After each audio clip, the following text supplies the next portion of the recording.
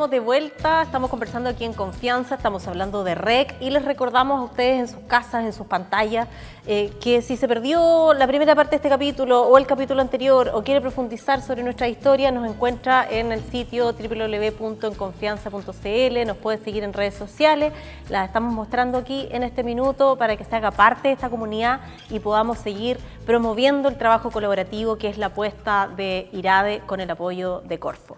Estamos de vuelta acá. Paola, estábamos hablando de las críticas. Normalmente cuando se hacen actividades muy grandes siempre va a haber espacio para la crítica, sí, ¿cierto? Que es esta parte como el vaso medio vacío.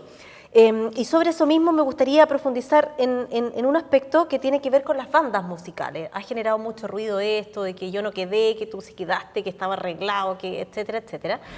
Pero te lo planteo porque uno de los objetivos de REC es también servir de plataforma para que bandas locales puedan tener ahí importantes escenarios. ¿Se ha logrado esa parte? ¿Cuál es el análisis de ustedes al respecto? Yo te diría que sí. Las bandas locales, efectivamente, nosotros hemos tratado de hacer un proceso cada vez más participativo. En la última instancia tuvimos incluso una parte donde había votación a través de redes sociales para que la misma gente nos ayudara un poco a definir dentro de ciertas bandas. Tuvimos un comité editorial donde teníamos editores de medios de comunicación también, que trabajan en el área de la cultura, por cierto. Nosotros como Cernatur efectivamente sabemos mucho de turismo, pero no somos expertos en música y en eso el Consejo de la Cultura también es un aliado estratégico para nosotros. Y yo te diría que sí, la plataforma de REC, si no, no existiría la crítica, por cierto. Yo creo que si existe es porque las bandas quieren estar ahí. Claro. Y efectivamente hemos tenido casos bien emblemáticos como el de Julia Smith, que estuvo en el primer REC y efectivamente hoy día es una banda que está sonando mucho, que está en Santiago, radicada. Bueno, en el caso de la banda que tomamos acá aquí en Confianza, que es Inarbolese, que son estos chicos de Arauco, también les ha ido muy bien, ya están con nuevo disco, han tenido un empujoncito. Logramos también sacar el tema de Concepción, o sea, nosotros hacemos sideshow, que son como estos preparativos previos a REC y que se trabajan en las provincias. Tuvimos 2 bandas de provincia en el último REC, una de la provincia de Ñuble y Inarbolese de Arauco. Oso de Hielo fue en el caso de Ñuble. Entonces, han habido efectivamente plataformas que ya no solamente estamos hablando de la música de Concepción, sino que es la música de la región. Nicolás, y sobre lo mismo, tú tu mirada un poquito desde afuera, pero también has participado, has mirado esto, lo has seguido atentamente. ¿Cuál es tu visión de REC?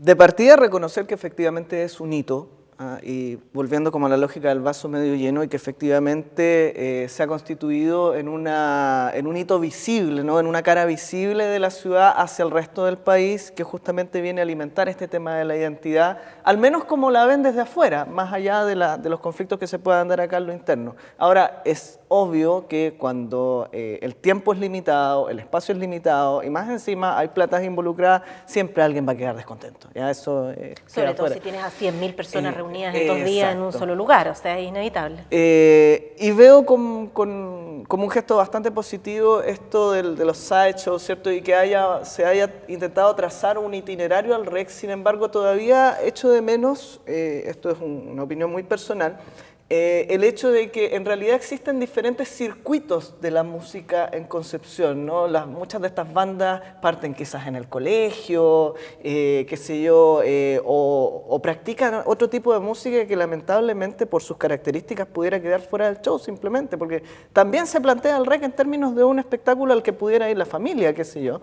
Y en ese sentido creo que hay muchas cosas pasando en la ciudad y a propósito de la ruta del rock, ¿no? En algún momento tienen que encontrarse, tienen que hacerse ver como una orgánica de la vida musical de la ciudad, que todavía está en construcción, que todavía está inconclusa, porque no podemos afirmar que hay un... permanentemente en construcción, porque claro, estas cosas nunca tienen un es muy punto de término dinámico, No, y yo lo digo más bien porque tampoco podemos afirmar que hay un circuito profesionalizante plenamente constituido en la ciudad, ¿no? O sea, todavía las bandas tienen que buscar irse para afuera, ir a grabar afuera, o masterizar sus pistas afuera, qué sé yo. Alguien podrá decir, no, por ejemplo, Niño Cohete graba su disco en la Nalhue, sí, ok, pero viene con un productor de Santiago, con un equipo técnico de Santiago, ¿te fijas? Entonces, ahí hay algo que todavía nos falta armar, ¿no? Que Concepción, para que pueda proyectarse como un polo de desarrollo de la música, tiene que constituirse como un circuito profesionalizante pleno, independiente del diálogo con otros lados.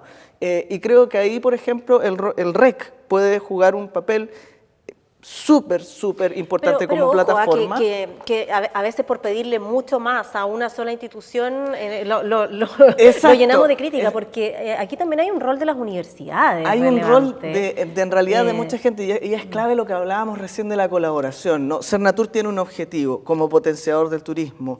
Habrá otros que estén viendo la parte artística desde el Consejo de la Cultura, pero sí, se pueden integrar universidades, otras instituciones que estén participando de esto. Exacto, porque podríamos hacer la analogía que es lo que está pasando con las industrias creativas, con todo el tema audiovisual, que efectivamente aquí tienen un rol los privados, el Estado, cuando se genera una película acá y muchas veces no están los proveedores especializados porque no está muy profesionalizado el rubro, pero las universidades sin ninguna duda tienen un rol ahí también en preparar capital humano que pueda estar ahí permeando a la industria en general. Por ejemplo,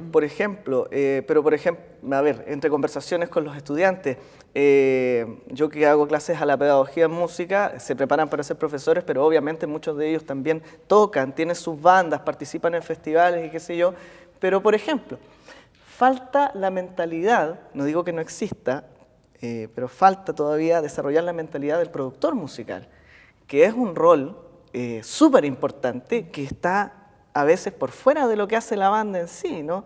¿Te fijas? Entonces, todavía se ve, y aquí también quizás es una responsabilidad de los formadores, no solamente de las universidades, entender o disociar un poco al músico de ese rol romántico, donde uno lo visualiza simplemente como el que se para en el escenario. Ponerle un poquito más de gestión detrás. Claro, ahora eso es una mundo. realidad dentro del mundo de la cultura. ¿Te fijas? Y justamente lo que hemos hablado acá tiene que ver mucho con eso, ¿no? Hay muchos aspectos del hacer música que al músico a veces se le arrancan simplemente, o sea que tiene que generar una imagen, que la producción de los discos implica un equipo de trabajo mucho más amplio que el que se para arriba del escenario, etcétera. Paola, claramente hay interés no solamente de las bandas musicales, sino que también del público, entonces aquí la pregunta es del millón es, ¿qué pasa el 2018? ¿Tenemos o no tenemos REC? Sí, ya tenemos REC 2018. Nosotros bravo, acabamos aquí viene la parte de los efectos, así, bravo. Efectos especiales. Acabamos de presentar una iniciativa del gobierno regional que amplía el programa que ya existía. Nosotros teníamos un programa atrasado a 24 meses que terminaba en noviembre de este año. Y por lo tanto fuimos por una ampliación que nos permite garantizar el REC 2018. Y estamos trabajando en una iniciativa porque es de interés del intendente regional, él es uno de los principales precursores, digamos, de esta iniciativa, y por lo tanto es de interés del intendente de dejar el financiamiento garantizado para el 2019 y el 2020. Por lo tanto, hay que ir a 3 años. Hay que ir por una nueva etapa 2019-2020. El 2018 ya está financiado, el Consejo Regional lo aprobó por Paola, ¿y amplia se mantiene mayoría. la fecha en marzo? Se mantiene la fecha en marzo, va a ser el primer fin de semana de marzo, porque también eso ya lo anunciamos. Nos parece sumamente irresponsable dejarle este evento a una administración que viene asumiendo y asumir un evento de 2 días de estas características, recién teniendo una semana de administración, es muy complejo, por lo tanto va a ser el primer fin de semana de marzo. Y una de las características de REC es que habiendo tanto presupuesto público detrás, no se ha politizado, esperemos que eso se mantenga porque, yo te digo porque que finalmente REC es de todo. Eso es una línea editorial que hemos hecho desde el gobierno regional, desde el Cernatur, desde el Consejo de la Cultura, y lo hemos hecho a propósito, precisamente porque queremos que el evento sea de la ciudad. Nosotros buscamos que este sea nuestro Festival de Viña, nuestro Festival del Guaso del Mué, que sea algo que pertenezca a Concepción, propio, identitario, que lo queramos todo y que absolutamente permee todas las administraciones que vengan de aquí en el futuro. Así que eso es parte de la lógica del evento. ¿Y se va a replicar también la fórmula para la selección de bandas? Es decir, algunas con un jurado muy especializado y otras vía votación popular. Sí, la gran discusión está en si vamos a repetir alguna banda. Hasta ahora no hemos repetido ninguna, nunca, pero también está el tema de que a algunos les gustaría volver a ver a los 3 en el escenario.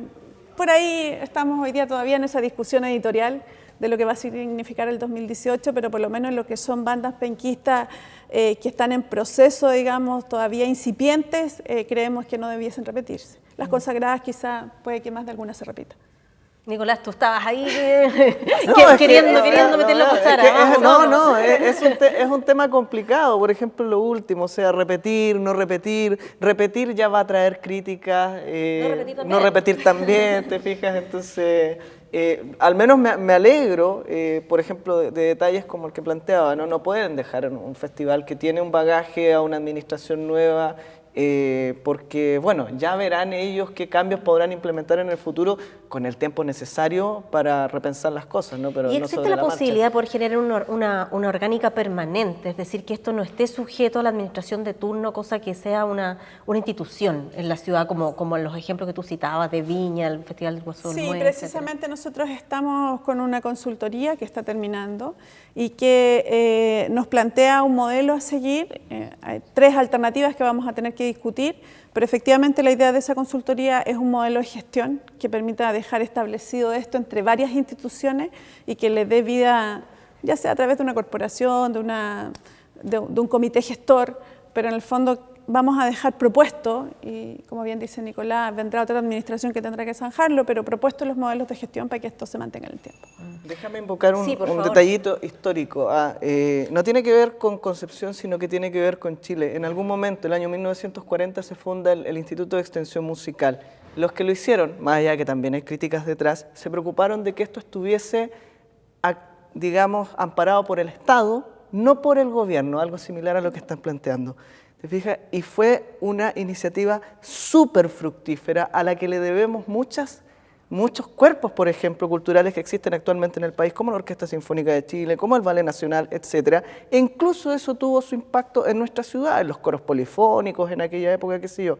Entonces, esto de tratar de mantenerlo despolitizado siempre va a ser siempre va a ser algo más positivo, y ya tenemos antecedentes históricos de que eso ha funcionado, más en estos tiempos. El desafío está mantener esa línea y también continuar como una plataforma que atraiga público y que eso de alguna manera repercuta también en la economía local, tal vez no de una manera muy significativa, pero sí al menos en el comercio, que vaya más allá de, como leí por ahí, que ganaba el supermercado que vendía la cerveza. Efectivamente, y en el trabajo que nosotros nos estamos trazando en esta hoja de ruta, lo que queremos hacer con la Ruta del Rock, efectivamente es que ojalá tengamos muchos REC en el año. La idea es que para que efectivamente seamos la capital de la música, la capital del rock, o la cuna, como quiera decir el mito, efectivamente podamos tener ojalá distintos eventos que se llamen de distintas formas y que den cuenta de aquello.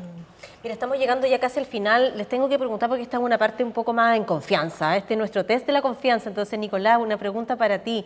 ¿Cuál sería la banda que tú llevarías a REC?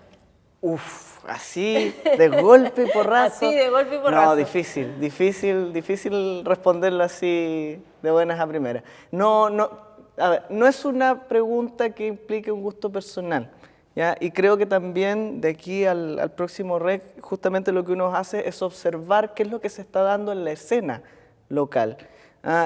Ahí, por ejemplo, es importante, vuelvo a esto, quizás escamoteando un poquito la respuesta, no queriendo declarar una banda, pero sí llamando a estar atento a qué es lo que está ocurriendo en los otros festivales que hay en esta ciudad, porque dicen mucho sobre el pulso de lo que está ocurriendo en términos de rock. ¿Quiénes desfilan por los diferentes locales? ¿Quiénes están pasando por qué sé yo, Casa de Salud, el Averno? Yo me imagino que ese es un trabajo que la organización hace permanentemente. Claro, ¿no? Y ¿quiénes están quizás emergiendo en los gimnasios de los colegios? Y de pronto uno se encuentra con sorpresas. Yo no me atrevería a lanzar una banda al REC así de buenas a primeras sin hacer al menos una panorámica primera para tirar unos cuantos nombres. Entonces lo que podemos hacer es que tú hagas ese trabajo y luego a través de nuestras redes sociales, en la misma difusión de Aquí en Confianza, nos mandas tus aportes y a lo mejor algunas propuestas, sí. A lo mejor puede haber algo interesante. Y Paola, a ti no te voy a... Hay bandas que a mí me gustan mucho, pero por ejemplo ya muchas de ellas han estado. Claro. ¿Te fijas? Entonces de inmediato las descarto. No le podemos preguntar eso porque estaría haciendo juez y parte y no queremos meternos en lío, pero sí te quiero preguntar otra cosa. De todas estas críticas que en algún momento ya mencionamos en el espacio anterior, ¿cuál es la que más te dolió? Yo creo que más que me dolió cuando se piensa o se cree equivocadamente que estamos dejando de hacer cosas en el aspecto cultural o musical por financiar el REC. O sea, si esto lo organiza Cernatur y lo hacemos desde turismo, precisamente es la industria turística la que debiese criticarnos por dejar de hacer otras cosas por hacer el REC. Entonces me parece que es súper injusta la crítica que venga desde el ambiente cultural a que turismo se la juegue por hacer un trabajo sinérgico entre turismo y cultura. Creo que eso fue lo más complejo. Bueno, estamos llegando ya al final, mucho éxito para todo lo que viene en el 2018, que ojalá el turismo y la cultura sigan caminando de la mano, sigan aportando, agregando valor a nuestra ciudad. Nicolás, muchísimas gracias, Paola, muchísimas gracias. Y a ustedes también en sus casas, gracias por acompañarnos y nos vemos en una nueva conversación aquí en Confianza.